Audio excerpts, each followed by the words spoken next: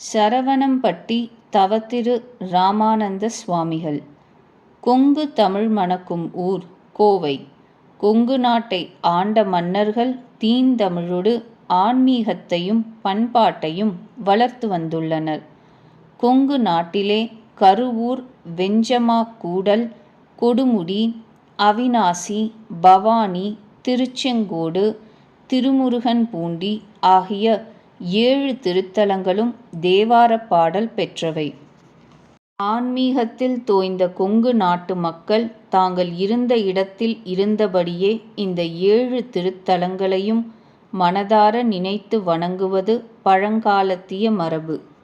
இதே கருத்தை ஆதி கருவூர் அணிவெஞ்சை மாக்கரைசை நீதி அவிநாசி நீள்நனா மேதினியின் தஞ்சமாம் செங்குன்றூர் தன்முருகன் பூண்டிதமை நெஞ்சமே நித்தம் நினை என்கிறது ஒரு வெண்பா. கொங்கு திருநாட்டில் உதித்த ஆன்மீக அருளாளர்களுக்கு பஞ்சமில்லை. எண்ணற்ற மடங்கள், ஆதீனங்கள் இன்றளவும் இருந்து இறை இன்பத்தை பரப்பி வருகின்றன. அவற்றுள் குறிப்பிட்டுச் சொல்ல வேண்டிய ஒன்று கௌமார மடாலயம். ஆதிசங்கரர் ஸ்தாபித்த 6 வகையான வழிபாடுகளுள் கௌமாரமும் ஒன்று. முருகப்பெருமானை ஆராதிக்கும் முறைக்கு கௌமாரம் என்று பெயர். பொதுவாக கொங்கு நாட்டில் முருகப்பெருமான் வழிபாடு கோலாகலமாக நடைபெறுவதுண்டு. மலைக்கு மேல் குடிகொண்ட முருகப்பெருமான் இங்கு ஏராளம். உதாரணத்திற்கு பழனிமலை, மருதமலை, அணுவாவிமலை, சென்னிமலை, அழகுமலை, சிவன்மலை, ஓதிமலை, கதித்தமலை, குருந்தமலை, குருடிமலை என்று பட்டியல் போட ஆரம்பித்தால் மலைத்தொடர் மாதிரி நீண்டு கொண்டே போகும். அந்த அளவிற்கு கொங்கு நாட்டில் முருகன் கோயில் நிறைய உண்டு. இத்தகைய ஒரு பிரதேசத்தில் முருக வழிபாட்டை போற்றும் கௌமார மடாலயம் தோன்றியதில் வியப்பில்லை. சிரவை ஆதீனம் என்றும் இது வழங்கப்படுகிறது. கோவையில் சரவணம்பட்டி என்கின்ற ஊரில் இந்த ஆதீனம் அமைந்துள்ளது. இங்குள்ள ஆலயத்தின் பிரதான வழிபாட்டுக் கடவுள் வேறு யார்? சாக்ஷாத் ஸ்ரீ தண்டபாணி தெய்வமே. இந்த மடாலயத்தை ஸ்தாபித்த ராமானந்த சுவாமிகளைத்தான் தரிசிக்க இருக்கிறோம். எங்கே இருக்கிறது சரவணம்பட்டி? கோவை காந்திபுரம் பேருந்து நிலையத்திலிருந்து வடக்கே சுமார் 8 கிலோமீட்டர் தொலைவு. பஸ் வசதிக்கு பஞ்சமில்லை. எளிதில் பயணிக்கும் இடம்தான். வாருங்கள், ஸ்ரீ தண்டபாணி தெய்வமும் ராமானந்த சுவாமிகளும் உறையும் அந்த தெய்வீக திருத்தலத்தை தரிசிப்போம். ராமானந்த சுவாமிகளுக்கு பிறகு கௌமார மடாலயத்தை நிர்வகித்தவர் அவரது சீடரான தவத்திரு கந்தசாமி சுவாமிகள். இதன் பிறகு மடாலயத்தை நிர்வகித்தவர் கந்தசாமி சுவாமிகளின் சீடரான தவத்திரு சுந்தர சுவாமிகள். இந்த மூவரின் சமாதியும் ஸ்ரீ தண்டபாணி ஆலயத்தின் பின்பக்கம் சமாதி திருக்கோயிலாக அமைந்துள்ளது. ராமானந்த சுவாமிகள் வாழ்க்கை சரிதத்தை பார்ப்போம். கௌமார மடாலயத்தை நிறுவியவரும் சிரவை ஆதீனத்தின் முதல்வரும் ஆவார் ராமானந்த சுவாமிகள். இவரது திரு அவதாரமே முருகப்பெருமானின் அருளோடுதான் துவங்கியுள்ளது. சரவணம்பட்டியில் வசித்து வந்த வேலப்ப கவுண்டர் ஆண்டாளம்மை தம்பதிக்கு திருமணமாகி ஆண்டுகள் பல கடந்தும் புத்திர பாக்கியம் வாய்க்கப் பெறவில்லை. எனவே தங்கள் ஊருக்கு அருகில் கோயில் கொண்டுள்ள இரத்தினச்சல முருகனை இருவரும் வழிபட்டு வந்தனர். சிறிய குன்றின் மேல் குடிகொண்ட தெய்வம் அவன். தம்பதியருக்கு ஆசி புரிந்து திருவருள் வழங்கினான். ஆம், முருகப்பெருமானின் திருவருளால் காலயுக்தி வருடம் புரட்டாசி மாதம் 26ஆம் தேதி 1857ஆம் ஆண்டு ஞாயிற்றுக்கிழமை வளர்பிறை சதுர்த்தியும் விசாக நட்சத்திரமும் கூடிய சுப தினத்தில் தவ திரு ராமானந்த சுவாமிகள் அவதரித்தார். சுவாமிகளின் அவதாரம் நிகழ்ந்த இடம் கோவைக்கு அருகில் உள்ள கணபதி ஆகும். பெற்றோர் இவருக்கு இட்ட பெயர் ராமகுட்டி. நெடுநாள் குழந்தையே இல்லாமல் இருந்த இல்லத்தில் மழலை பேசி துள்ளித் திரியும் ராமகுட்டியை அனைவரும் கொண்டாடினர். குழந்தைக்கு எந்த குறையும் இல்லாமல் பார்த்து கொண்டனர். அகத்திய முனிவரின் அம்சமாக இந்த பூவுலகில் தோன்றியவர் இராமானந்த சுவாமிகள் எனும் குறிப்பு கந்த நாடி சாதகம் என்கின்ற நாடி ஜோதிட நூலில் குறிப்பிடப்பட்டுள்ளது. முருகனின் திருவருள், அகஸ்தியரின் குருவருள் இவை இரண்டும் சேர்ந்தால் போதாதா? சிறு பிராயத்திலிருந்தே ஆன்மீகத்தில் மிகுந்த ஆர்வம் கொண்டு ராமகுட்டி வளர்ந்தான். விளையாட்டுத்தனம் அதிகம் இவனை ஆக்கிரமிக்கவில்லை. மாறாக சிறு பிராயத்தில் பல குழந்தைகளுக்கும் கைகூடாத நற்பழக்க வழக்கங்கள் எளிதில் ராமகுட்டியை ஆட்கொண்டன. அதிகாலையில் துயிலெழுதல், புனித நீராடுதல், இறைவனை வழிபடுதல், ஸ்தோத்திரங்களை வாசித்தல், அமைதியான இடத்தில் உட்கார்ந்து இறைவனை தியானித்தல் ஆகிய நற்பண்புகள் ராமகுட்டியிடம் மிகுந்திருந்தன. இதனால் இவரை பார்க்கும் எவரும் பேர் சொல்லி அழைக்காமல் சாமி என்றே சொல்ல ஆரம்பித்தனர். சிறு வயதிலேயே கனவில் பல அற்புத காட்சிகளை கண்டவர் இவர். தனது 19ஆம் வயதில் பெற்றோரின் விருப்பப்படி தாய்மாமன் மகளான சின்னம்மாள் என்பவரை மணந்து கொண்டு இல்லறம் துவக்கினார் சுவாமிகள். விவசாயத்தையும் ஆன்மீகத்தையும் கவனித்து வந்த சுவாமிகளுக்கு ஏனோ இல்லறம் இனிக்கவில்லை. இறைவனின் திருவிளையாடல் எது என்பதை எவர் அறிவார்? சுவாமிகள் தன் 32ஆம் வயதில் உறவினரின் கட்டாயத்தின் பேரில் நஞ்சம்மாள் என்பவரை 2ஆம் மனைவி ஆக்கிக் கொண்டார். முதல் மனைவிக்கு 2 ஆண் குழந்தைகளும் 2வது மனைவிக்கு ஒரு பெண் குழந்தை இருந்ததாகவும் தெரிகிறது. இறை இன்பம் பெருக பெருக எதிலும் நாட்டம் குறைந்தது இராமானந்த சுவாமிகளுக்கு. சிந்தையெல்லாம் இறைவனின் நினைப்புதான். ஒரு நாள் மாலை வேளையில் அனுஷ்டானங்களை முடித்தார். அருகில் உள்ள சிவாலயத்திற்கு புறப்பட்டார். செல்லும் வழியெங்கும் முருகப்பெருமானின் மீது அவரது மனம் லயித்தது. எனவே அந்த முருகனையே விளித்து ஒரு பாடல் இயற்றத் தொடங்கினார். ஆனால் பாடல் முடிவுறுவதற்குள் கோயில் வந்துவிட்டது. அங்கே உறையும் சிவலிங்க மூர்த்தியை துதித்தார். வீடு திரும்பினார். அன்று இரவு அவரது கனவில் இறைவன் ஆட்கொண்டு திருச்செந்தூருக்கு வா என்று கட்டளையிட்டார். மறுநாள் கண் விழித்த பின் ஆனந்த மிகுதியால் முதல் நாள் துவங்கிய பாடலின் எஞ்சிய வரிகளை இயற்றி முடித்து எப்படியாவது திருச்செந்தூர் செல்ல வேண்டும் என்று திட்டமிட்டார். வீட்டில் விவரம் சொன்னால் யாத்திரை செல்ல எவரும் அனுமதிக்க மாட்டார்கள் என்று தீர்மானித்த சுவாமிகள் அடுத்து வந்த ஒரு நாள் இரவில் சொல்லாமல் கொள்ளாமல் வீட்டை விட்டு நடை யாத்திரையாகவே திருச்செந்தூர் புறப்பட்டார். விளாங்குறிச்சி எனும் கிராமத்தை தாண்டிச் செல்லும் பொழுது கொஞ்சம் தடுமாறி போனார் சுவாமிகள். காரணம் மெய்யிருட்டு பாதையை மறைத்தது. அதைவிட பாதையில் மண்டிக் கிடந்த கள்ளி புதர்கள் வேறு. ஒரு கட்டத்திற்கு மேல் எந்த திசையில் பயணப்படுவது என்பது சுவாமிகளுக்கு புலப்படவில்லை. இருக்கின்ற இடையூறுகள் போதாது என்று மழை வேறு தன் பாட்டுக்கு சுழற்றி அடித்தது. சுவாமிகள் முற்றிலும் நனைந்து போனார். முருகா, நீதானேப்பா என்னை வரச் சொன்னாய். இப்படி என்னை அலைக்கழித்தால் நான் என்ன செய்வேன் என்று ஆற்றாமையின் காரணமாக சுவாமிகள் பரிதவித்த பொழுது தூரத்தே ஒரு ஒளி தெரிந்தது. அந்த ஒளிதான் வெகு நேரத்திற்கு அவருக்கு வழிகாட்டியது. அந்த ஒளியைத் தொடர்ந்து நடந்து சென்றார். அன்றைய பொழுது விடியும் வேளையில் சுவாமிகள் அவிநாசி ரயில் நிலையத்தை அடைந்தார். பிறகு வெகு நேரத்திற்கு பின் வந்த ஒரு ரயிலில் ஏறி மதுரையை அடைந்தார். மதுரை, திருப்பரங்குன்றம், திருநெல்வேலி, குறுக்குத்துறை, திருக்குருகூர், ஆழ்வார் திருநகரி ஆகிய திருத்தலங்களை தரிசித்து இன்புற்றார். ஆழ்வார் திருநகரியில் இருந்து திருச்செந்தூருக்கு எப்படி போக வேண்டும் என்று சுவாமிகளுக்கு தெரியவில்லை. திகைப்புடன் நின்று கொண்டிருந்த சுவாமிகளை நெருங்கினான் ஒரு சிறுவன். பிச்சு என்கின்ற அந்தச் சிறுவன் சுவாமிகளுடன் தென்திருப்பேரை வரை உடன் வந்தான். சுவாமிகளின் பகல் உணவுக்கும் அவனே ஏற்பாடு செய்தான். பிச்சு சற்று சோர்வடைந்தான். அங்கிருந்து திருச்செந்தூருக்கு சில கிலோமீட்டர் தொலைவு. பயணத்தை தொடரலாம் என்று சுவாமிகள் சொன்னபொழுது நாளை காலை செல்லலாம் என்றான் பிச்சு. ஆனால் சுவாமிகளுக்கு இருப்பு கொள்ளவில்லை.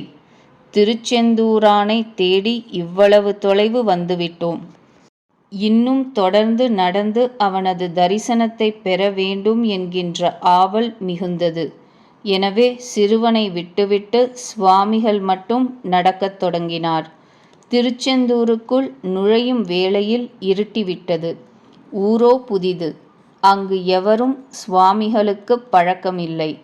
இரவு வேளையில் எங்கே தங்குவது என்று சுவாமிகள் குழம்பியிருந்த பொழுது சுப்பையர் என்று தன்னை அறிமுகப்படுத்திக் கொண்டு ஒருவர் சுவாமிகளுக்கு உதவ முன்வந்தார். இரவு உணவுக்கும் தங்குவதற்கும் ஏற்பாடு செய்து கொடுத்த சுப்பையர் அக்கணமே மறைந்துவிட்டார். இதுபோல் சுவாமிகளின் வாழ்வில் பல சம்பவங்கள் உண்டு. திருச்செந்தூர் செந்திலாண்டவனை மனம் குளிர தரிசித்தார் சுவாமிகள். அவனது தரிசனத்தில் தன்னை இழந்தார். திருச்செந்தூரை விட்டு அகலவே மனமில்லாமல் அந்த திருத்தலத்திலேயே பல நாட்கள் தங்கலானார். செந்தில் வேலவன் தரிசனத்தில் ஒரு நாள் சுவாமிகள் திளைத்திருந்த பொழுது உலக மாயையில் இருந்து தன்னை விடுவிக்கும்படி வேண்டினார். அன்றைய தினம் ஒரு சான்றோர் வடிவில் சுவாமிகளை காண வந்தான் செந்தில் வேலவன். அந்த திருவுருவத்தின் அழகில் சுவாமிகள் மெய்மறந்தார். தாங்கள் யாரோ, இந்த திருச்செந்தூரில் செந்தில் வேலவனை தவிர வேறு எவரும் என்னை அறியார். இப்படி இருக்கும் பொழுது என்னை சந்திக்க வந்திருக்கும் தாங்கள் யார் என்று தெரிந்து கொள்ளலாமா என்று கேட்டார். மெல்லச் சிரித்த அந்த சான்றோர், நான் எப்பொழுதும் உன்னை விட்டு நீங்காமல் இருப்பவன். என் பெயர் சுப்பையா பிள்ளை என்று சொல்லி மறைந்தார் அந்த சான்றோர். சுவாமிகள் மெய் சிலிர்த்தார். இதற்குள் மகனை காணவில்லையே என்று பரிதவித்த சுவாமிகளின் தந்தையார் வேலப்ப கவுண்டர் மனம் வருந்தி பல இடங்களிலும் தேடலானார். பிற்பாடு சுவாமிகள் இருக்கும் இடத்தை அறிந்து ஆட்களை அனுப்பி சரவணம்பட்டிக்கு வரச் செய்தார். ஆனால் சுவாமிகள் மனம் இல்லாமல்தான் ஊர் திரும்பினார். ராமானந்த சுவாமிகளை இல்லறத்தில் இருக்க விடுவாரா முருகப்பெருமான்? பழனியம்பதி தண்டாயுதபாணி சுவாமிகளை ஆட்கொண்டார். பழனிக்குச் செல்ல சுவாமிகளுக்கு ஆவல் எழுந்தது. வீட்டில் முறையாக அனுமதி வாங்கி கொண்டு பழனிக்குச் சென்று பதிகம் பாடி அவனை துதித்தார். அதன்பின் தைப்பூசம் தோறும் பழனிக்கு செல்வதை வழக்கமாக்கிக் கொண்டார். அப்படி ஒருமுறை தைப்பூசத்தின் பொழுது பழனியை நெருங்குவதற்கு ஓரிரு கிலோமீட்டர் தொலைவில் உள்ள ஓர் ஊரின் கிணற்றங்கரையை அடைந்து பல் தேய்த்து கொண்டிருந்தார் சுவாமிகள். அப்பொழுது முருகப்பெருமான் ஓர் இளைஞன் வடிவில் தோன்றி சுவாமிகளுக்கு எதிரே அவர் செய்வது போலவே பல் தேய்த்து கொண்டிருந்தார். இவர் செய்வதையெல்லாம் அப்படியே திரும்பச் செய்தான் அந்த இளைஞன். பழனி வரை சுவாமிகளுடன் பேசிக்கொண்டே வந்தான். பழனியை நெருங்கும் வேளையில் சுவாமிகளிடமிருந்து திடீரென மறைந்தான். இதுவும் முருகப்பெருமானின் திருவிளையாடலே என்று சொல்வர். ராமானந்த சுவாமிகள் வாழ்ந்த அதே காலகட்டத்தில் வாழ்ந்தவர்தான் வண்ணச்சரபம் தண்டபாணி சுவாமிகள். ஓயாமல் பாடல்களை இயற்றிக்கொண்டே இருப்பார் வண்ணச்சரபம் சுவாமிகள். வள்ளியூர் மலைக்கு சென்று அங்குள்ள முருகன் ஆலயத்தில் தாமே துறவு மேற்கொண்டவர் இவர். ஜபம், தியானம், வழிபாடு, பாடல் இயற்றுதல் என்றே இருந்தவர். வெங்கட்ரமண தாசர் என்ற அன்பர் மூலம் வண்ணச்சரபம் சுவாமிகளை பற்றி அறிந்த இராமானந்த சுவாமிகள் ஒரு நாள் அவரை சந்தித்து அவரையே தன் ஞான குருவாக கொள்ள வேண்டும் என்று தீர்மானித்தார். அதற்குரிய வேளையும் வாய்த்தது. 1880ஆம் ஆண்டு பழனியில் இந்த சந்திப்பு நிகழ்ந்தது. வண்ணச்சரபம் சுவாமிகளை சந்தித்து அவரது திருவடிகளை பணிந்து வணங்கினார். தனக்கு உபதேசம் புரியுமாறு வேண்டுகோள் வைத்தார். ஞானிகள்தானே, ஞானிகளை அறிவர். வண்ணச்சரபத்துக்கு தெரியாதா வந்திருப்பவர் யார் என்று? இராமானந்தரின் வலது செவியில் 6 எழுத்து மந்திரத்தை உபதேசித்து அவர் தம் சிரசின் மீது தம் வலக்கரத்தை வைத்து அருட்கண்களால் ஒரு பார்வை பார்த்தார். சிலிர்த்து போனார் இராமானந்தர். அப்பொழுது நின்ற கோலத்தில் கைகளில் தண்டாயுதத்தையும் சின்முத்திரையையும் தாங்கிய வண்ணம் மேற்கு திசையை பார்த்து சாக்ஷாத் பழனி முருகனைப் போலவே ஒரு கணம் காட்சியளித்தார் வண்ணச்சரபம் சுவாமிகள். முருகா என்று வாய்விட்டு அலறிவிட்டார் இராமானந்தர். இதன்பின் ஊர் திரும்பிய இராமானந்தர் குருநாதர் காட்டிய பாதையில் நடந்தார். அதிகாலையில் நீராடி ருத்ராட்சம் அணிந்து பழனி ஆண்டவர் படத்திற்கு குருநாதரான வண்ணச்சரபம் தண்டபாணி சுவாமிகள் படத்திற்கும் பூஜை செய்வார்.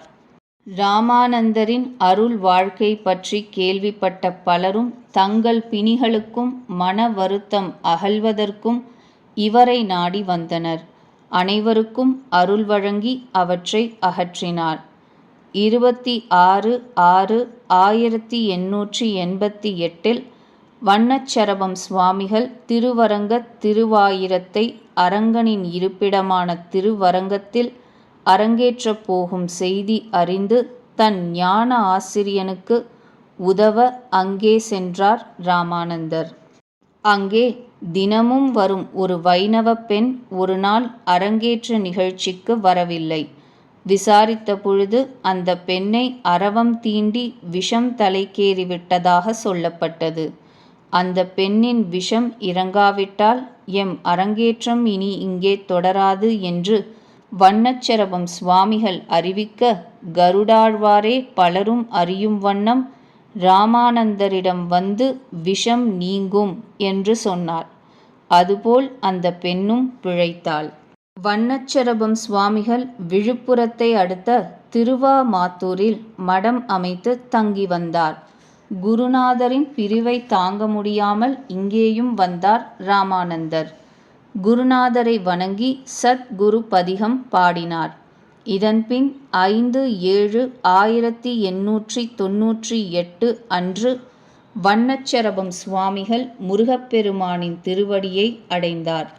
குருநாதரின் பிரிவை எண்ணி மனம் கலங்கினார் இராமானந்தர்.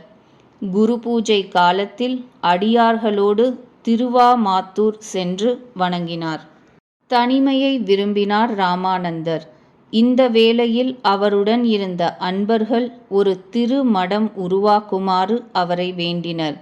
அதன்படி சரவணம்பட்டியில் உருவானதே கௌமார மடாலயம். அந்த திருமடத்தில் ஒரு குகையை உருவாக்கி 1 மண்டல காலத்திற்கு உணவு எதுவும் உட்கொள்ளாமல் நிஷ்டையில் கூடினார் இராமானந்தர். அந்த காலகட்டத்தில் அவர் பெற்ற அருட்காட்சிகள் பலவாகும். அதன்பின் தனது திருமடத்தில் ஆலயம் கட்ட விரும்பினார். முதலில் குடிகொண்டவர் தண்டபாணி தெய்வமே. அன்பர்கள் செய்த பொருள் உதவியால் திருமடம் மேன்மேலும் வளர்ந்தது. சுவாமிகளின் உறவினரான கந்தசாமி என்பவர் அவரிடம் ஞானோபதேசம் பெற்று தண்டபாணி ஆலயத்தில் பூஜைகளை நடத்தினார். இராமானந்தருக்கு பிறகு தவத்திரு கந்தசாமி சுவாமிகளே சிரவை ஆதீன பட்டத்திற்கு வந்தார். குருநாதர் வண்ணச்சரபம் சுவாமிகள் ஓலைச்சுவடிகளில் எழுதி வைத்த எல்லாம் தம் கைப்பட பெரிய நோட்டில் எழுதி அத்தனையையும் தொகுத்தார் இராமானந்தர். தொடர்ந்து பல யாத்திரைகளை மேற்கொண்ட சுவாமிகள் பழனியம்பதிக்குச் சென்று நிஷ்டையில் கூடினார். முருகப்பெருமானுக்கு அபிஷேகங்கள் செய்வித்து தரிசித்தார். அதன் பிறகு யாத்திரைகள், ஆலய திருப்பணிகள் என தன் வாழ்நாளை கழித்த சுவாமிகள் மார்கழி மாதம் ஆயில்யம் நட்சத்திரம் கூடிய வெள்ளிக்கிழமை 21/12/1956 அன்று மாலை 5 மணி அளவில் தமது தவச்சாலையான கனகசபை கட்டடத்தின் ஆதீனத்தில் இருந்தபடி மனம் ஒடுங்கி நிஷ்டையில் கூடி முருகப்பெருமானின் திருவடிகளில் கலந்தார். ராமானந்த சுவாமிகளுக்குப் பிறகு கந்தசாமி சுவாமிகளும் அவருக்குப் பிறகு சுந்தர சுவாமிகளும் மடாலயத்தை திறம்பட நடத்தி இறை பக்தியை பெருக்கினர். அவர்களின் வழியில் தற்பொழுது மடாலய ஆதீன கர்த்தராக தவத்திரு குமர குருபர சுவாமிகள் தண்டபாணி தெய்வத்தையும் போற்றியும் குருநாதர்களின் வழியிலும் அறப்பணி, கல்விப்பணி போன்றவற்றில் சிறந்து விளங்கியும் வருகிறார். சிரவை ஆதீனத்தின் கீழ் இயங்கி வரும் இந்த திருக்கோயிலின் பின்புறம் மூவருக்கும் சமாதி உள்ளது. இங்கேயே மடாலய அலுவலகமும் செயல்பட்டு வருகிறது. இங்குள்ள ஆலயத்தில் ஸ்ரீ தண்டபாணி தெய்வத்தோடு ஏராளமான திருமேனிகளை தரிசிக்கலாம். அரசரடி விநாயகர், சித்தி மகோத்கட விநாயகர், பாம்பன் சுவாமிகள், ஸ்ரீ பாண்டுரங்கர், அவிநாசியப்பர், ஸ்ரீ கருணாம்பிகை உட்பட பல திருவுருவங்களை தரிசிக்கலாம்.